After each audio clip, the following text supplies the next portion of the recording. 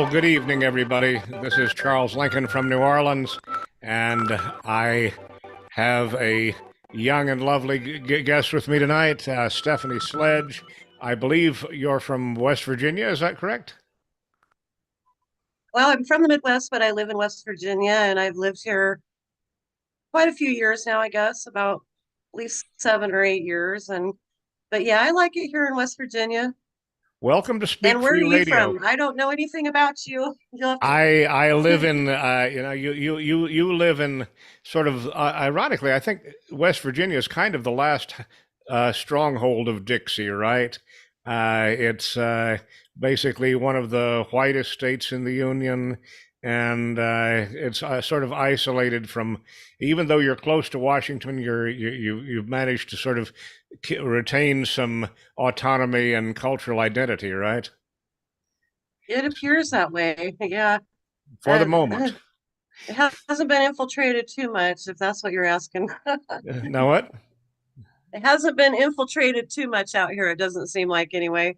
New Yeah. Orleans has. I live in New Orleans, and New Orleans has been totally infiltrated. But my first career was I was an archaeologist, and so basically I love living in the ruins of Southern civilization. Every day is an archaeological experiment for me to see how many relics of the old South I can collect here. When I was in college, this city was very proudly the heart of Dixie. It advertises itself that way. You could get Confederate flags at every store, everywhere, and that was just in the '70s.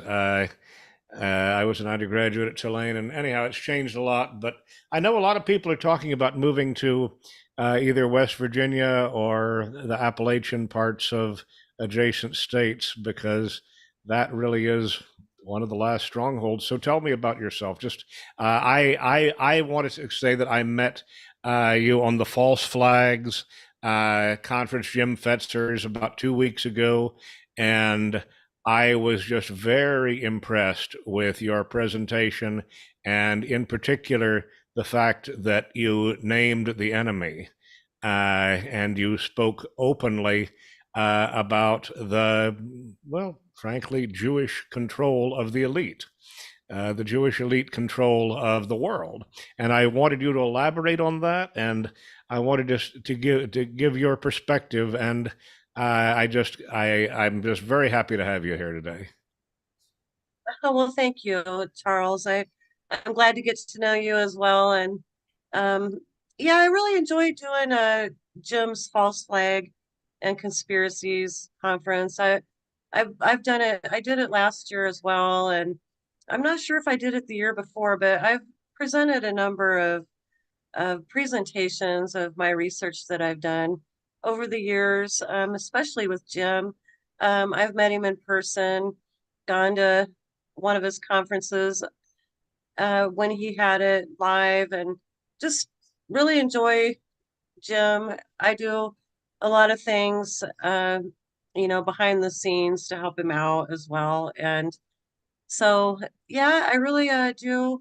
My presentation that I did last time, I have it up on thegovernmentrag.com. And of course, Jim has republished it on his BitChute channel, and both the Q&A and I have gotten a lot of flack for it though, I'll tell you. Why? And Tell me what you've heard back.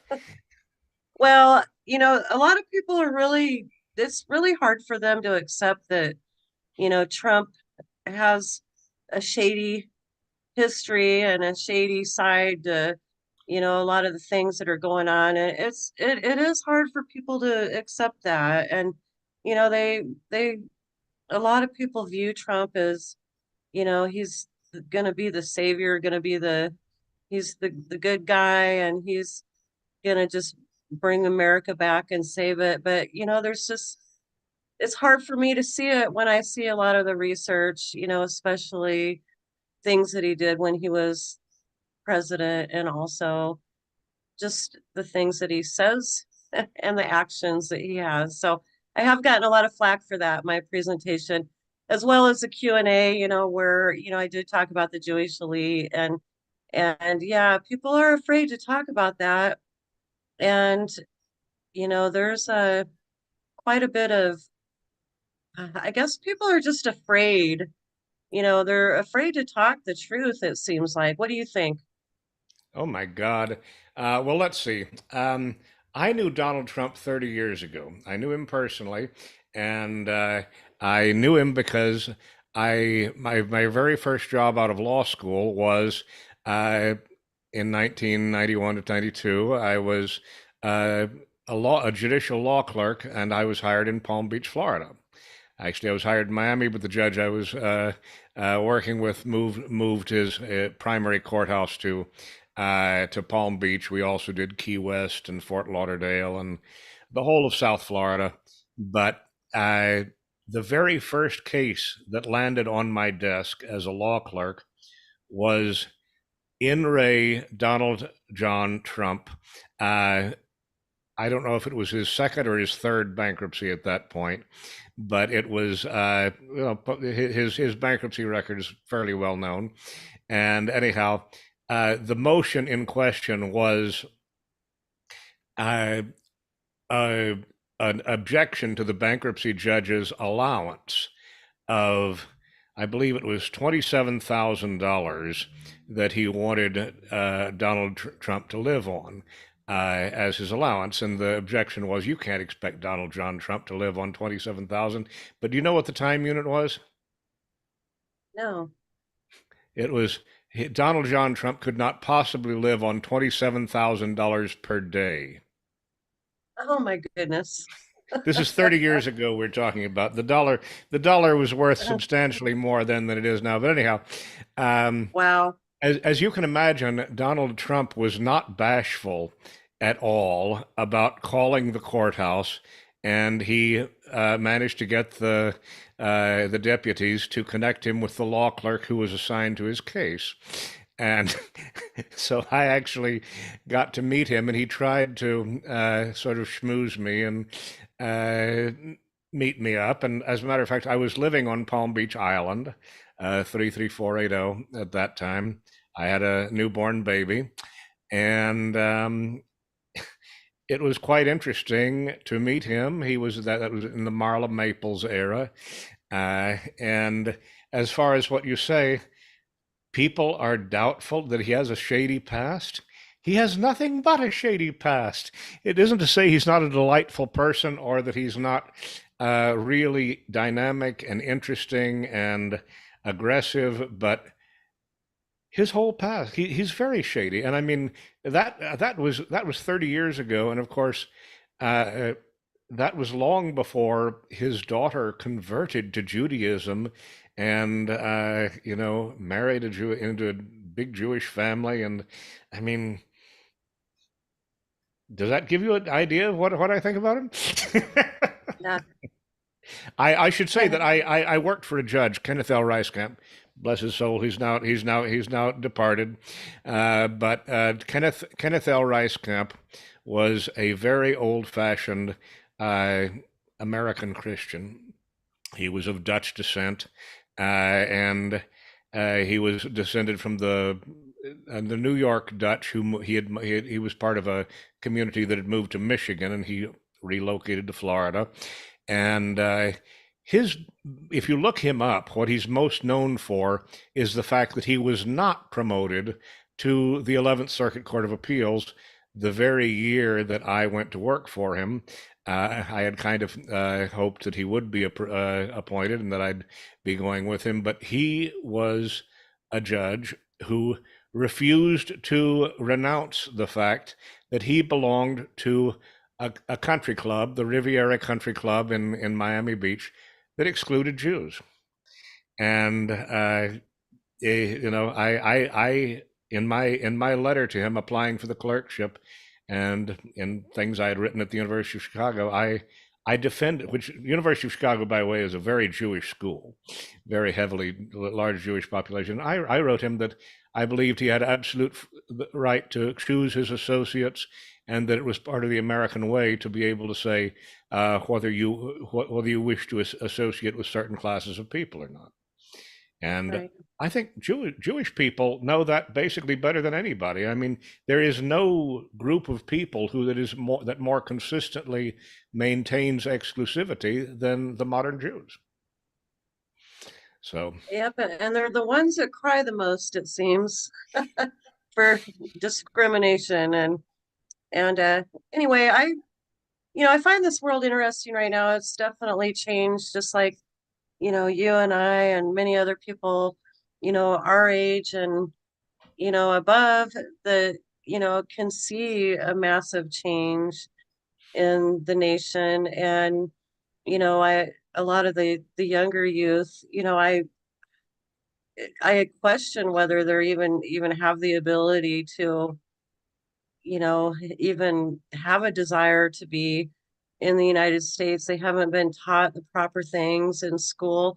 Now, I will give Donald Trump one good thing to say about him is that when I was researching all of this material that I did as far as my presentation, that I found out that Donald Trump did demand that the school systems bring back the original teachings of the founding forefathers and the Constitution and Bill of Rights. They had gotten rid of it. But during Donald Trump's administration, he did bring it back into the schools and he demanded that it come back. And now I haven't looked it up since. I don't know if Biden got rid of it again, but I do know one thing that, from my own personal family and many people that I talk to. I've got a lot of Facebook friends and social media friends and people that email me and that have taken their kids out of school, because of the fact that the school systems are so messed up, especially, now under the Biden administration. But I think that is a huge problem with our nation right now is the fact that, we as parents and grandparents, are wanting to, you know, uh, keep a hold of our republic and the Constitution and Bill of Rights and teach them, to our children, but then they go to school and they're constantly,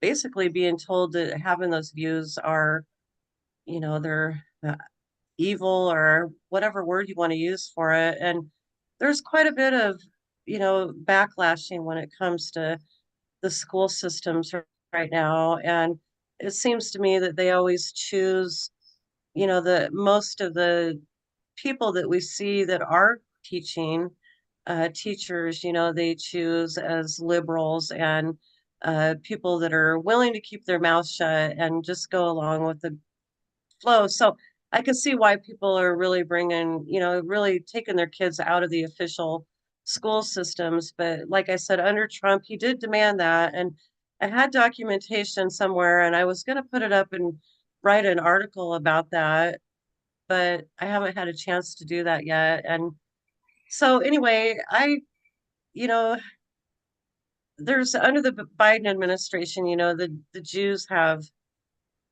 from what I've been told, 48 dual citizens, um, dual Israeli citizens under the Biden administration, and they control everything. That they do. Our nation is completely controlled. The Federal Reserve is controlled by the Jews. Our government is just so messed up. I was thinking the other day, that when I was young, my parents and grandparents would freely teach us, well, if someone is not, following the Constitution, that they can, we can out them as citizens, but it doesn't seem like we have that ability. It's all talk, but nobody's doing anything about it. And oh, so, on the what do you? contrary, if you're not a subversive against the Constitution, you're an enemy of the current state. It's exactly upturned. And by the way, I mean, if you're interested, uh, I have some insights into Trump education policy because I don't know if you know the name of the Secretary of Education, Voss. Uh, she was she was part of the family that basically had sponsored Kenneth L. Rice Camp, the Voss family of the founders of Amway. And anyhow, Ms. Voss used to hang out in the courthouse in Judge Rice Camp's chambers 30 years ago, and I got to know her very well.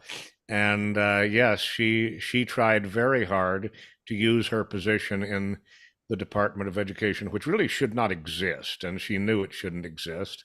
There should be no federal Department of Education, but Right. it was I created. agree. It was created under Carter, and it was separated from Health, Education, and Welfare. That was the Lyndon Johnson department, and then they cut up HEW into the Department of Health and Social Services and Education.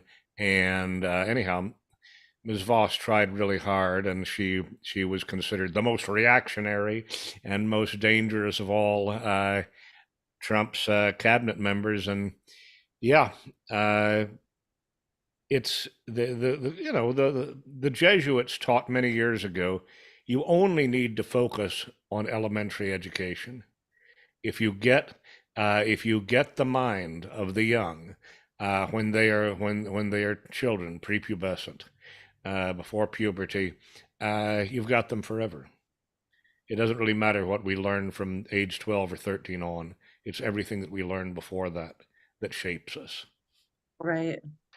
And so, I mean, but I want you to introduce you to my little audience here, and about you. You've got some very fascinating websites, and those go back like 15 years or something. So tell us about your work and what you've been doing. All right. Well, I do a number of things. I've had a number of jobs in my life. I've been a business owner down to managing restaurants to working on the sides, tech support, you name it. I've done it, it seems like. But my websites I created, let's see, the government rag I created in, I believe, 2009. And it was just a small little blog at the time. And, I just wrote just numerous opinions and and I did citizen journalism and I reported the truth clear back then. I was on a number of radio shows back then, all the way from Alex Jones, Joyce Riley. I don't know if you know who Joyce Riley was, but she was a great uh, a great journalist and radio host. And anyway, she captured the audience of the Midwest for sure. And anyway, she's the one that woke me up to, you know, actually seeing, what was going on clear back then with the collapse of America. And so I created my blog back then. It was taken down. The government took it down. Well, the servers, I guess, the people that I had the domain with had taken it down, but it was pretty much for the same reason. But I had created the governmentrag.com, and since then I've brought on several wonderful uh, authors, writers. Jack Mullen is one of my longest writers, and in fact, I think he's here listening to us today. I sent him an invite, and he's someone that you should have on. He knows massive amounts of information, so he would be someone great to talk to, especially about who's ruling the world and what's going on in this country. And so I have a What number does of he do? What does writers. he do? I mean, actually, the owner of this channel's Freaks Speak Free Radio mentioned him to me as one of your associates. So what does he do? Yeah, Jack is an engineer and he does multiple things. He creates a software. He writes lots of software. He's self-employed. He does a lot of citizen journalism. He's written massive articles. You could go to thegovernmentrag.com and under authors, you'll find his bio and also his articles that he's written over several years, at least a decade. And you'll be impressed. He's got several interviews that he's done. Um, but it's hard to describe him right now. but he's great, and you should definitely get in touch with him, and I can give you his information. But uh, he's just another one that works for the good guys, and he also works directly, does the webinar with the Constitutional Sheriffs and Peace Officers Association every week with And Sheriff that's Matt. another one. And that's another one of your projects. You have the Patriots Patriots Militia. Is that it? Uh, I have Patriots Military Movement is another website that I have that just has feeds of ongoing news every day of people that I've chosen, for people to look into their work just simply because they're truth tellers. And also Jack also works for mypatriotsnetwork.com. He works, and I believe he's a partner there as well. And they also have great news to look at every day, just because it's all truth telling news as well. And that's what we need. These types of news sites, they have to get ahead of all of the lying mainstream media, because a lot of people are also coming to realize that the mainstream media is nothing but lies. So they have an agenda, and people are out there searching for where they can find the truth. But, as we found out through the false flag and conspiracies conference that Jim did, Jack Mullen was also a guest on there on the first day. I believe might have been one of the later guests in the day, I didn't hear but his presentation. yeah, and you can find it on Jim's BitChute channel, but he also talked about, Google and our privacy, and how, just the entire world is being taken over by uh, these platforms like Google, and how they all of our information, everything that we search for, all of the truth is getting harder to find. And so, going out there, it's not like it was a decade ago where you could go to Google and you could type in, truth platforms or truth, telling this or that, and you could find all kinds of alternative media. But now you can't find anything. It's totally controlled. Everything is controlled. Our phones, our computers, everything, our cars. I mean, just everything. There's no privacy anymore. And getting out of all of that, is going to take some work. And that is something that Jack talked about on his presentation, and also privacy, and freedom. So, but I'm just curious, yeah. would you agree that on the good side, Donald Trump did a lot to increase awareness of the fakeness of mainstream media? Um, yes and no. I mean, I've seen during my research into all of the stuff that I did on my presentation with his public-private partnership that he did during COVID lockdown.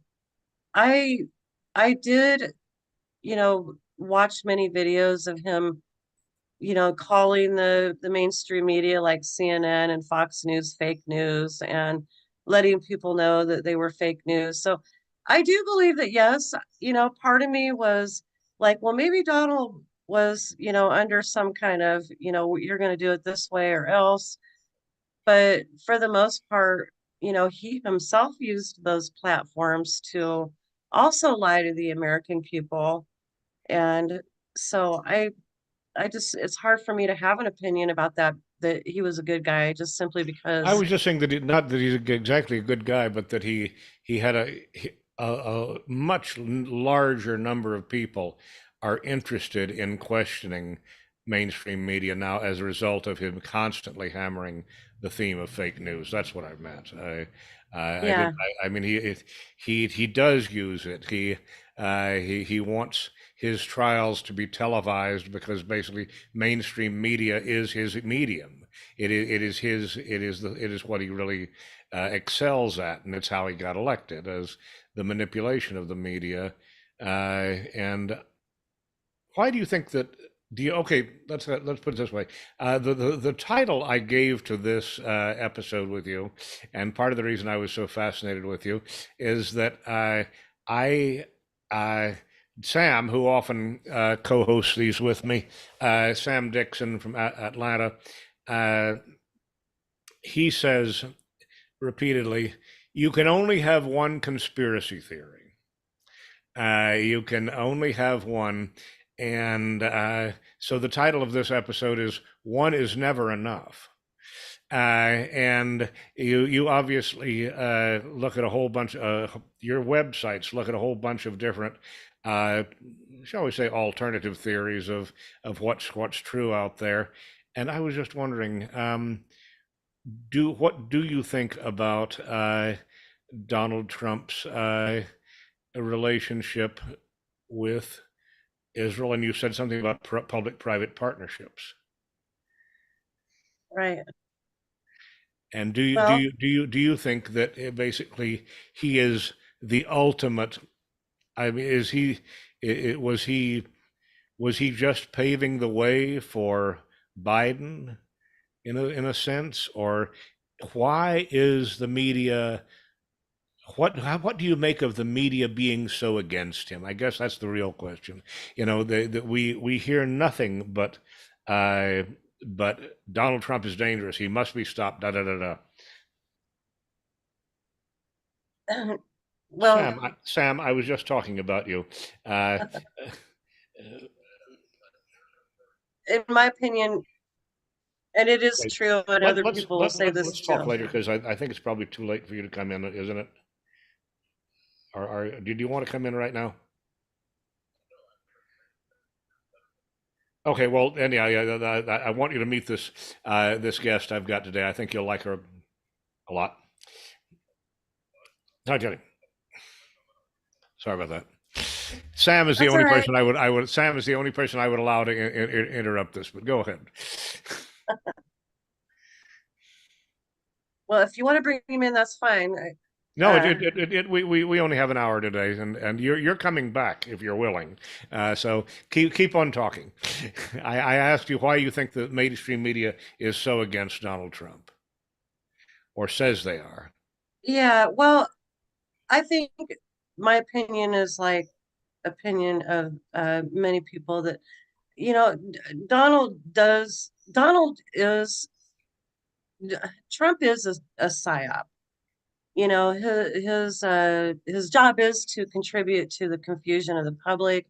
And you know when we're not confused, when we're confused, we can't think, and everything seems fake. And but I do believe that this might have been a psyop in itself, just to have Trump not be president for 4 years and have all of this stuff happen during the Biden administration, so that it looks, and we can just all blame Trump, and then wait for him to come back. But yet, a lot of this stuff was set into place before he left, or before, the election fraud, or whatnot, whatever did happen.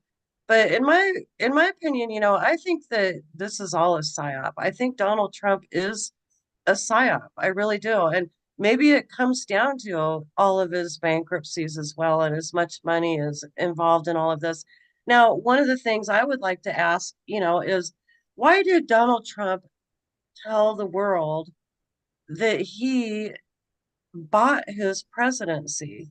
He told the world that, that he was happy that he purchased being the president.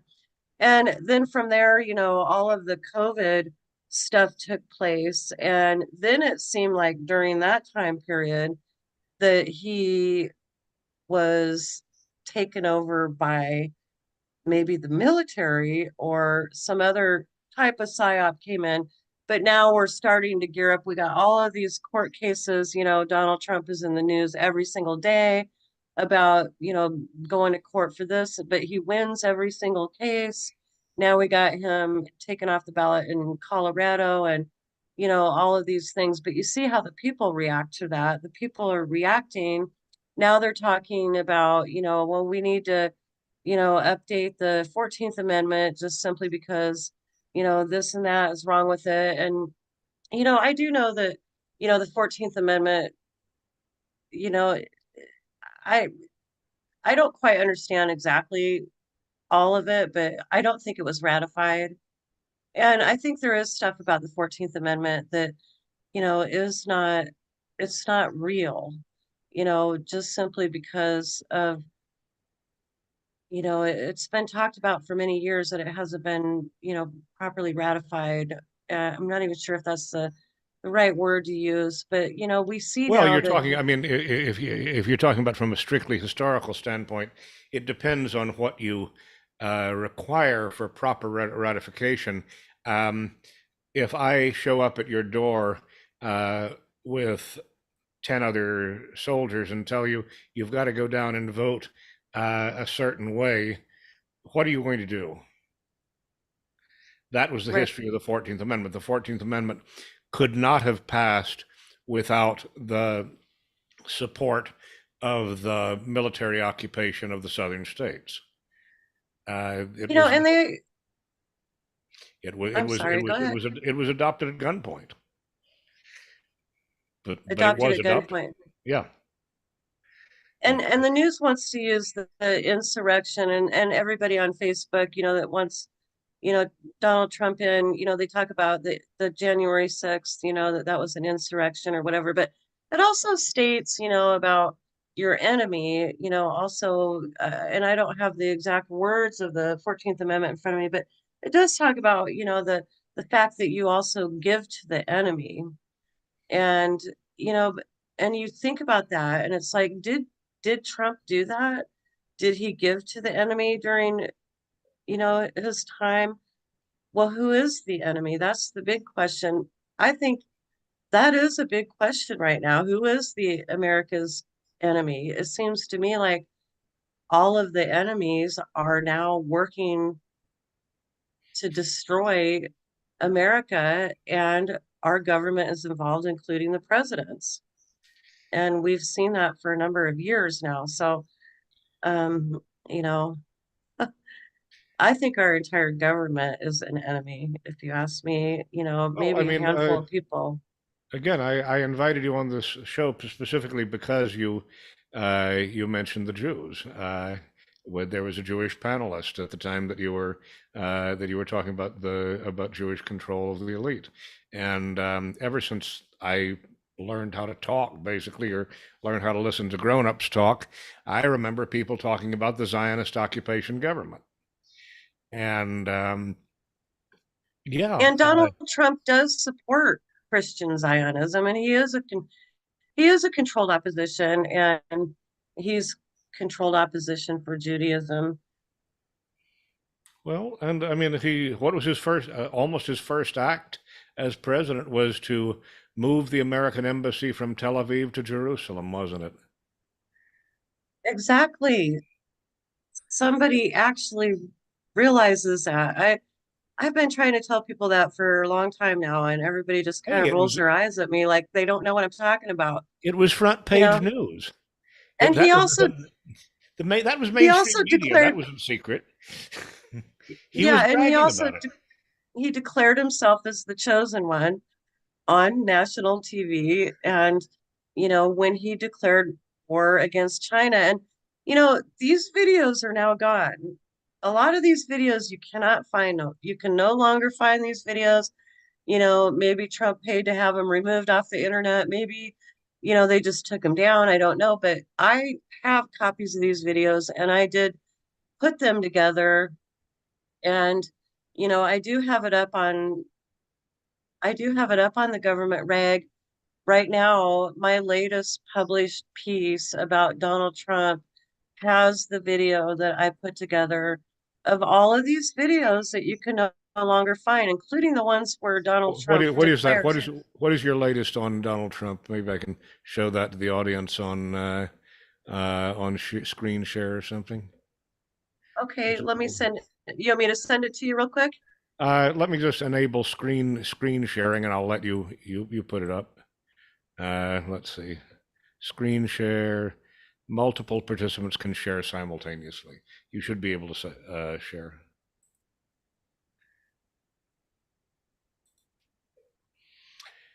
Okay, This is just so very fascinating. I mean, I think it's interesting that you say that you don't run into people people who recognize that he one of the very first things he did in office was move the embassy from Tel Aviv to Jerusalem, because that just hit me like a bowling ball when he did that. yeah, me too. It really did. And I think it's, I don't know, if people are just walking around blind and they're just sheep heading to the slaughterhouse. That's why. So are you able to see the government rag here? Yes, I can. Yes, I can, and I assume the audience can. I have no way of Okay, confirming it, so but this is my latest piece here, and it's called "Do You Remember Trump as America's Wartime President?" And anyway, I wrote a few paragraphs here about Trump's Operation Warp Speed, and also I posted the you know, current video that I have. I remember the name Warp Speed, but what was that exactly?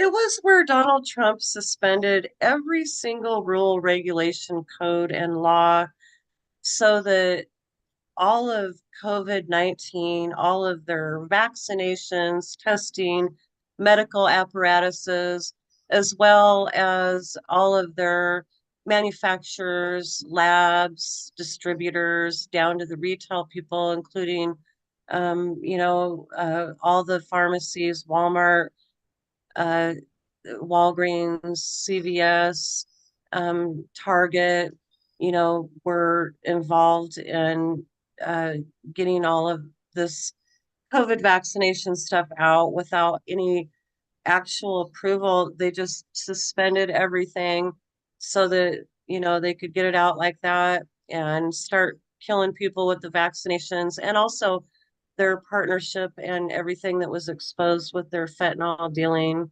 and all of these people involved in fentanyl and heroin.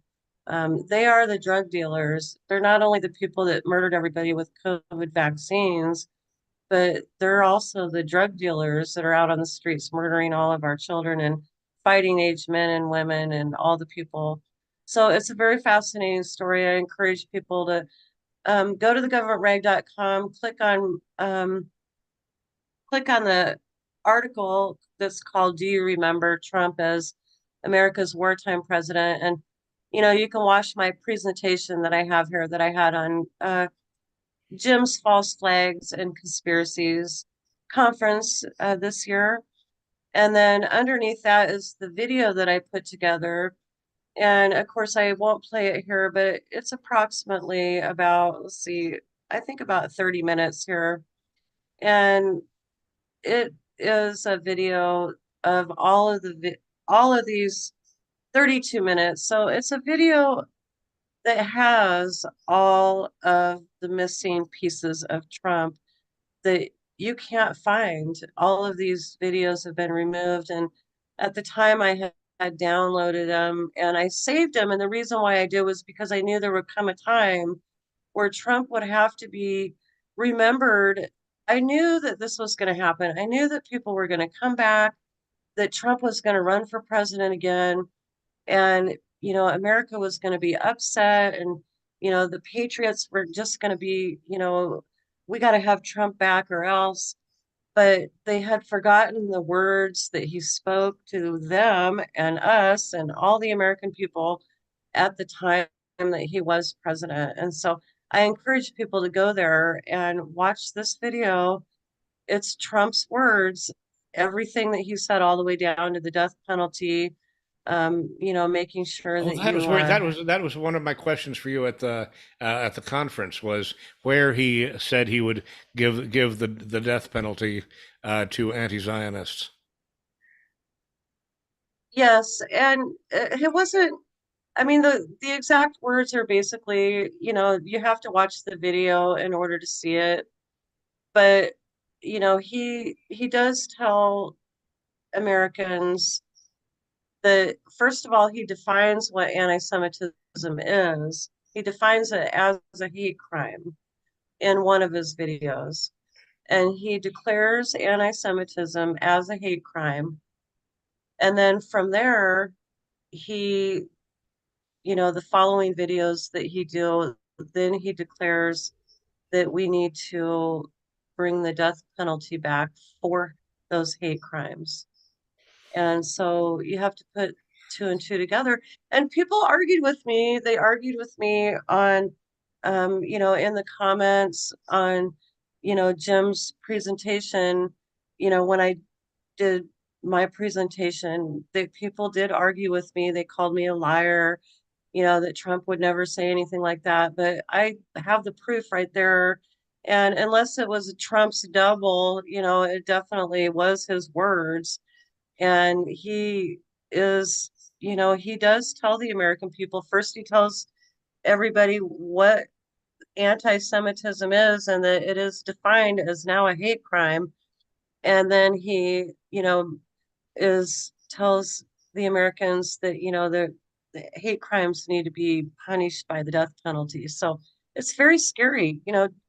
Why don't people see this, Charles? I guess I think it's because they just don't spend enough time looking, or you know, I don't know. I can't explain it because I mean I've lived so much of this my entire life. For example, I mean I mentioned to you that the judge I worked for in Palm Beach uh, is most noted for this incident with the Riviera Country Club when Ted Kennedy basically filibustered to prevent him from being promoted to the 11th Circuit. He was I met Warren Burger, former Chief Justice Warren Burger, and Warren Burger had said that he believed that Rice Camp should have been on the Supreme Court. And indeed, Rice Camp was an incredibly fine judge. He was a man of utmost integrity.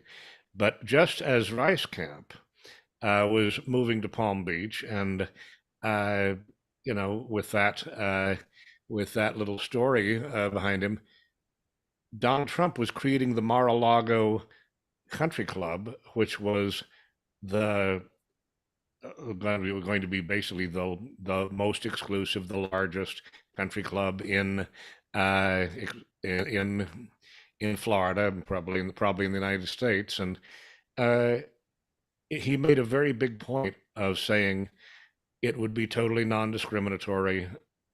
Jews would be admitted. I mean, everything about him, including, as you mentioned, his intimate relationship with the banking industry. The reason he succeeded so well in bankruptcy is that he got his creditors to cooperate with him throughout each of his bankruptcy episodes. And he's basically a master manipulator of the system, and very few people have anything close to that kind of relationship with their creditors, where creditors will basically handle your debt in such a way as to maximize mutual benefit. I mean, don't we wish that everybody could come out of a bankruptcy richer? Donald Trump has come out of every one of his bankruptcies substantially richer than he went into it, and this is because of, you use the phrase private public partnership, or this is but this I guess in this case it's just private partnership with the real rulers of America. And so I don't Well, know. and Most people are not. Why do people not know this? Because they're not listening. We're they're not talking. listening. Yeah, they're blind as well, and they're under mind control, and that's something that I truly see every day. I don't like giving my money to Walmart at all, just simply because I know exactly what they did and how they, did all this stuff to help murder all these people and how they're dealing the drugs and what they do. But sometimes I have to go there, and I did go there, and I found myself, instead of looking for what I absolutely went there for and needed, I found myself lost in my own world, watching all these people around me like pushing their carts and just they're all just mind controlled. They're like you could just put a remote up to them and hit stop or whatever. That's how mind controlled they are. But one of the things is as we're talking here about Trump, Jack just sent me a comment here, which I want to read to you. And he does point out this that Morton Klein, who is a president of the Zionist Organization of America, bestowed its Theodore Herzl Medallion. I'm not sure if I'm pronouncing that right. Theodore Herzl, Theodore Herzl, Yeah, the founder of Zionism. medallion on the 45th president, U.S. president, for his achievements on behalf of Israel and world Jewry in 2022. World Israel Group mints coin bearing Trump's image. And that was in February 28th of 2018. So, this is all ridiculous. I don't see how people cannot see. The reason why they can't see is because, like you said, they don't do research. They don't want to see. They don't know how to see. They don't even know how to go down the rabbit hole. They don't know how, I know, people my age and your age and above, it was the most fascinating thing in the world, just to go down a rabbit hole to research and find out, things about the truth. But people, it seems like, they're just glued to their Facebook and Twitter and TikTok and X, and everybody's just more concerned about, what's happening with Elon Musk and what's happening with, all these infiltrators. And of course, we know we're being infiltrated now by hundreds of thousands of people. And, but there doesn't, Millions, yeah, millions. millions, Don't right. understate it. And, like today I watched on you know, an interview, the mayor of Chicago was, just going insane about how Texas governor was sending these bus loads and now, plane loads of people to Chicago, and they just can't handle it anymore, and this has got to stop. But he is the one that doesn't stop it. He labeled their city to be a sanctuary city, and now all these cities are just completely being taken over. And of course it's, and now, they want these people to sign up to be police officers. They want to infiltrate our police departments and get everybody, with give them jobs in those eras. And we saw on, the of course Alex Jones is another one I have to question all the time, half truth, half not, but he also had someone on the other day that was a security guard on a bus that transfers all these people that are transferring people from Texas, up to Chicago. And, he speaks Spanish. And, he told everybody on Alex Jones that, that these are people being released from prison there. These are not people that, are just looking to just get out of their country and find a new life. These are hundreds of thousands of people that have been released from, a lot of them are prisoners. They're prisoners that are being released. And also too, we That see, patterns goes back like 30 or 40 years. Always, I mean, yeah, do you remember the Marielito boat lift from Cuba? Basically, Castro opened up his prisons and his mental hospitals and sent them all in boats, very flimsy boats, to the United States. And either they made it or they drowned, but he got rid of them. And that was yeah, and I mean, Mexico. I tell everybody I've lived in Mexico. The people of Mexico are decent, honorable people, and the ones that they send us are the scum of the earth. The Mexico is really a delightful place. It used to be much safer than the United States, but basically we have promoted the drug wars. We have promoted and made sure that the drug cartels get richer and richer. Uh, to destabilize Mexico, and we get this flow of population, which will then destabilize us. Yeah, exactly. And also too, I want to just make a point too that, like over the weekend, uh, over Christmas, I was very happy to stay with my boyfriend at a lovely resort.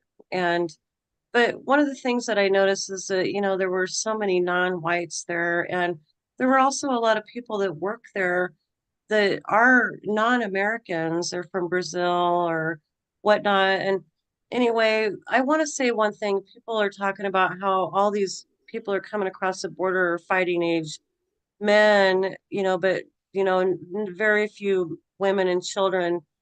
But how they're getting into the country is they're being all sent to our universities and hospitality centers to work.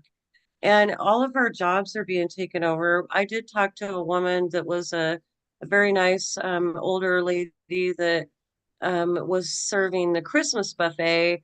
And, she was saying that, they can't find any help.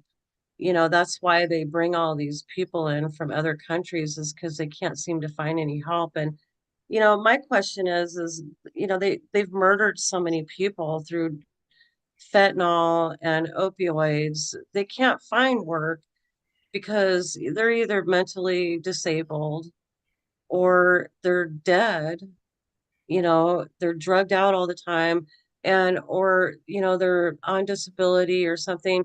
But these people are coming into our country. If they're not crossing the border with the illegal men that are crossing the border, you got to look at all the universities. They're completely flooded with women that are not Americans. And, the universities and all of the, most of all the hospitality places and resorts across the nation, they're also in the same situation. They're all the jobs in those areas are all being given to mostly women that, are here from other countries. So you Now, got to why do you look at think it that that is? way too. Why do you think it's mostly women then? What is the agenda there? I think the women, it's easier for them to get into this country if they come through the universities. And they also, I saw it in my own university that I graduated at in Missouri, Northwest Missouri State University, that, there was so many non-Americans. My last year of college, there was so many non-Americans there. Most of them were women. So I think that, that might be a factor too, that if the women aren't crossing the border with the men, where are they? They're here coming through the back doors, which is our universities that have turned all liberal. And, there's the universities, to me nowadays, unless you're going to a technical school, it's not even any reason to get a degree, you know? Oh, I mean, what can I tell you? I was talking at the beginning about my life at Tulane in the 1970s, and Tulane here in New Orleans was established, well, not originally established as the University of Louisiana, but in the name Tulane came in when Paul Tulane endowed the university as uh, a school for white Christian men, and it is now 40% Jewish and over another 20% non-white generally, and white Christian men almost have no place at Tulane University anymore. And 50 years ago, it was all white. I mean, the transformation from the 1970s to the present is staggering. The faculty was all white, all WASP, and the transformation has been breathtaking.